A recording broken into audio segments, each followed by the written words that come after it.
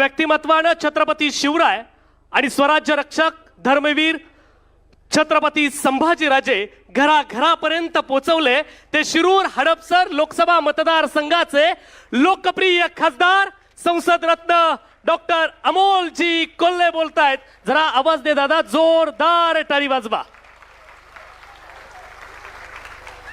जय शिवराय. आदरणीय शरदचंद्रजी पवार साहेब, संपूर्ण व्यासपीठ कारण केवळ 3 मिनिटात बोलायचं आहे. कारण नाही, लोकसभेची शिस्त आहे, त्यामुळे नेत्यांनी सांगितल्यानंतर 3 मिनिटात उरकायचं आहे. सर्वप्रथम 27व्या वर्धापन दिनाच्या आपणा सर्वांना मनपूर्वक शुभेच्छा सदिच्छा देतो. आणि त्याच वेळी या 27 वर्षांची घोडदौड करत असताना एका व्यक्तीनं फार मोठं योगदान पक्षाच्या संपूर्ण जडणघडणीत दिलं होतं. दुर्दैवानं काही महिन्यांपूर्वी त्यांचं निधन झालं. त्या स्वर्गीय अजितदादांना मी कृतज्ञतापूर्वक श्रद्धांजली अर्पण करतो. आता एवढी सगळी जी भाषणं झाली, या भाषणांमध्ये अनेक गोष्टी मांडण्यात आल्या, अनेक मुद्दे मांडण्यात आले. एक साधी गोष्ट सांगतो फक्त. 2014 मध्ये परिस्थिती काय? 2014 मध्ये पेट्रोल 70 रुपये होतं, सोनं 28-30 हजार रुपये तोळा होतं, आणि तेव्हाही आमच्या कांद्याला भाव होता 12 ते 15 रुपये किलो. आज पेट्रोल 100च्या पार केलं, सोनं जवळपास 1.5 लाखाच्या पार गेलं, आणि आजही आमच्या शेतकऱ्याच्या कांद्याला भाव मिळतोय 8 ते 10 रुपये किलो. आणि आम्ही सांगतोय आमचा देश हा कृषीप्रधान देश आहे. 22 लाख विद्यार्थी नीटची परीक्षा देतात, त्यांच्या स्वप्नांचा चुराडा होतो, त्यांच्या आई वडिलांच्या अपेक्षांचा चुराडा होतो. जी अस्वस्थता आहे, जो असंतोष आहे, हा व्यक्त होताना कुठंतरी काहीतरी अडतंय का, कुठंतरी काहीतरी खटकतंय का, हा जेव्हा प्रश्न निर्माण होतो तेव्हा दुसरा प्रश्न, अनेक प्रश्नांचं खरं तर वादळ घेऊन उभा आहे, तेव्हा प्रश्न निर्माण होतो की सोशल मीडियावर असणारी नाराजी जेव्हा ग्राउंडवर जाते तेव्हा ग्राउंडवर मात्र त्या प्रमाणात उमटत नाही. मग कुठंतरी वैचारिक बैठक कमी पडते का? कारण आजचं जे ब्रीद आहे ते ब्रीद तेच आहे की निष्ठा विचारांशी आणि बांधिलकी जनतेशी, आणि त्यामुळे ही वैचारिक बैठक कमी पडते का, हा प्रश्न निर्माण होतो. आणि दुसरा प्रश्न येतो, ज्या महाराष्ट्रानं रडायचं नाही लढायचं शिकवलं, तो महाराष्ट्र धर्म कुठेतरी लोप पावत चाललाय की तो निद्रिस्त होत चाललाय, की वेगळाच महाराष्ट्र धर्म तुम्हाला मला सांगितला जातोय. कारण चेहरा पूर्ण झाकला जाईल असा घुंगट ओढला पाहिजे असं सांगणाऱ्या हिंदुत्व जेव्हा तुमच्यावर लादलं जात असतं तेव्हा डोईचा पदर आला खांद्यावरी म्हणणाऱ्या जनाबाईची मोकळीक आणि तो महाराष्ट्र धर्म कुठे आम्ही विसरतो, हा प्रश्न आधी मनात निर्माण होतो. जेव्हा परकीय आक्रमणांना घाबरून लग्न सुद्धा रात्रीची केली जातात, अशा पट्टा आम्हाला, उत्तरेतला पट्टा जर आम्हाला हिंदुत्व शिकवत असेल तर हातात तलवार घेऊन देव देश आणि धर्माचं रक्षण करणाऱ्या छत्रपती शिवाजी महाराजांच्या महाराष्ट्राला हा महाराष्ट्र धर्म पुन्हा एकदा सांगण्याची वेळ आली का, हा प्रश्न पुन्हा एकदा निर्माण होतो. आज जेन झी विषयी सगळे बोलतात. जेन झी कडून सगळ्यांच्या अपेक्षा आहेत, तरुणाईकडून सगळ्यांच्या अपेक्षा आहेत, पण महत्वाचा मुद्दा हा आहे की या तरुणाईचा वैचारिक पिंड तसा पोचला गेलाय का? या तरुणाईची ती वैचारिक बैठक तशा पद्धतीने तयार केली गेली आहे का? आणि जर ही तयार झाली नसेल, जर ती अर्धी कच्ची मुशी असेल, तर तिला घडवण्याची, त्यांना संस्कार देण्याची जबाबदारी ही कुणाची आहे? हा महाराष्ट्र धर्म जागवण्याची जबाबदारी कोणाची आहे? एवढंच फक्त चिंतन करणं गरजेचं आहे. आत्ताच्या परिस्थितीत खरं तर मगाशी कोणीतरी मी सावित्रीबाई ज्योतिराव फुले मालिकेचा उल्लेख केला. 14 जूनला मालिका बंद होती. 14 जून शेवटचा एपिसोड, मालिका बंद होतीये. महात्मा ज्योतिराव फुलेंच्या द्विजन्मशताब्दी वर्षामध्ये महाराष्ट्रामध्ये सावित्रीबाई फुले आणि ज्योतिराव फुले यांच्या आयुष्यावरची मालिका बंद होणं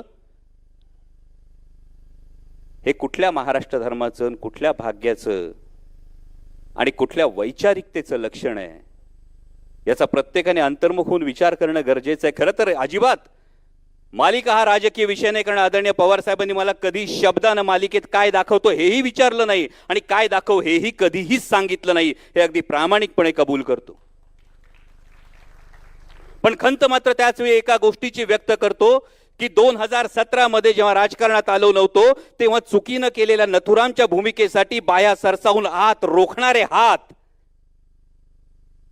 ज्योतिराव फुलेंची भूमिका करतो म्हणून शाबासकी द्यायला मात्र पुढे येताना दिसले नाहीत, याची खंत मात्र मनात ही कायम राहील.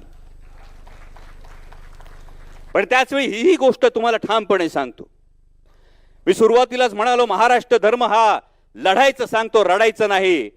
14 तारखेला मालिका बंद होईल आणि त्याच आठवड्यात, मला आता माहित नाही कुठल्या वाहिनीवर, कुठल्या प्लॅटफॉर्मवर, कुठल्या माध्यमात हे मला माहित नाही, पण जर माझी विचारांशी बांधिलकी आहे तर 14 जूनला मालिका बंद होईल आणि त्याच आठवड्यात मी मालिका पुन्हा सुरू करणार, हे तुम्हाला ठामपणे सांगतो, कारण हे बांधिलकी आहे.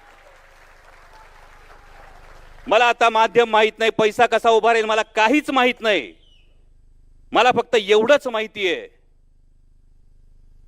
की जर हा देश वाचवायचा असेल तर या देशाला वैचारिक भूमिका देण्याचं काम महाराष्ट्रानं केलंय आणि हा जर महाराष्ट्र पुढे न्यायचा असेल तर त्याची वैचारिक बैठक ही पुन्हा एकदा मला मजबूत करावी लागेल आणि त्यामध्ये खारीचा वाटा का होईना जर या माध्यमातून उचलला जात असेल तर नक्कीच माझी तयारी आहे. कोणी काय केलं पाहिजे याविषयी मी कधीच काही बोलत नाही, बोलणारही नाही. फक्त एवढं सांगतोय साहेब, आपल्या साक्षीनं ज्या विचारांची पताका घेऊन आपण चालायला शिकवलंय, कारण आम्ही महात्मा फुले पाहिले नाहीत, आम्ही बाबासाहेब आंबेडकर पाहिले नाहीत, आम्ही राजर्षी शाहू महाराज पाहिले नाहीत, पण त्यांच्या विचारानं सातत्यानं गेली कित्येक दशकं वाटचाल करत असलेला एक माणूस आम्ही पाहिलाय आणि त्या माणसाचं नाव म्हणजे आदरणीय शरदचंद्रजी पवार साहेब. या सगळ्या महामानवांचं कार्य आठवा आणि त्यानंतर या सगळ्या वक्त्यांनी आतापर्यंत आदरणीय पवार साहेबांविषयी जे जे वक्तव्य केलं त्यातल्या प्रत्येक गोष्टीचा एकदा धागा जोडून बघा. ज्या महात्मा फुलेंनी जेव्हा शिक्षणाची दारं उघडी केली तेव्हा पहिल्या शाळेतल्या 6 विद्यार्थ्यांनी 4 ब्राह्मण, 1 कुणबी, 1 धनगर, ना जातीचं बंधन ना धर्माचं बंधन, सगळ्यांसाठी ही दारं कवाडं खुली केली. मगाशी कोणीतरी संरक्षण दलाचा जेव्हा उल्लेख केला, तोच वसा आणि वारसा हा नाही का? ज्या भारतरत्न डॉक्टर बाबासाहेब आंबेडकरांनी एक व्यक्ती, एक मत, एक मूल्य हा सिद्धांत देऊन संविधान दिलं, त्या भारतरत्न डॉक्टर बाबासाहेब आंबेडकरांच्या नावानं मराठा विद्यापीठाचा नामविस्तार करणं हा त्या विचारांचा वसा आणि वारसा नाही का? आणि म्हणून 21 तारखेपासून साहेब पुन्हा महाराष्ट्रभर फिरतोय. जेव्हा अडचणीत येतात, जेव्हा संभ्रम होतो, तेव्हा कुणी विपश्यना करतं, कुणी ध्यानधारणा करतं, कुणी रिट्रीटला जातं. एक ठरवलंय, 21 तारखेपासून पुन्हा महाराष्ट्रभर फिरतोय आत्मशोधासाठी. ज्या वाटेनं या विचारांची पताका घेऊन चाललोय तो महाराष्ट्र धर्म महाराष्ट्रात प्रत्येकाच्या मनात हा किती जागा आहे, तो कसा जागा करायचा हे बघण्यासाठी फिरतोय. संपूर्णपणे अराजकीय गोष्ट मी राजकीय व्यासपीठावरून बोलतोय, पण महाराष्ट्र धर्म जागवणं ही गोष्ट कोणत्याही पक्षाच्या राजकारणाच्या सत्तेच्या या फार पलीकडे आहे, कारण ती उद्याच्या भवितव्यासाठी हा महाराष्ट्र धर्म जागवावा लागेल आणि त्यासाठी 21 तारखेपासून महाराष्ट्रभर फिरतोय. जे येतील त्यांच्या सोबत, जे येणार नाहीत त्यांच्या शिवाय, आणि जे आडवे येतील त्यांच्या छाताडावर पाय देऊन महाराष्ट्र धर्माची पताका फडकणारच, एवढा तुम्हाला सगळ्यांना शब्द देतो आणि थांबतो. धन्यवाद. जय शिवराय.